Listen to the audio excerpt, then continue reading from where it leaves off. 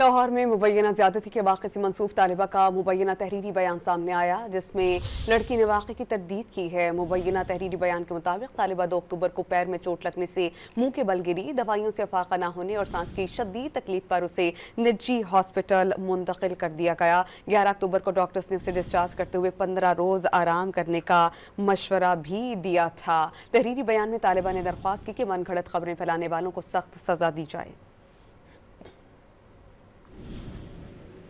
लाहौर में मुबैना ज़्यादती के वाक़े से मंसूब तालिबा का मुबैना तहरीरी बयान सामने आया, जिसमें लड़की ने वाक़े की तरदीद की है। मुबैना तहरीरी बयान के मुताबिक तालिबा 2 अक्टूबर को पैर में चोट लगने से मुंह के बल गिरी, दवाइयों से अफाका न होने और सांस की शदीद तकलीफ पर उसे निजी हॉस्पिटल मुंतकिल कर दिया गया। 11 अक्टूबर को डॉक्टर्स ने उसे डिस्चार्ज करते हुए 15 रोज़ आराम करने का मशवरा भी दिया था। तहरीरी बयान में तालिबा ने दरख्वास्त की कि मनगढ़ंत खबरें फैलाने वालों को सख्त सजा दी जाए।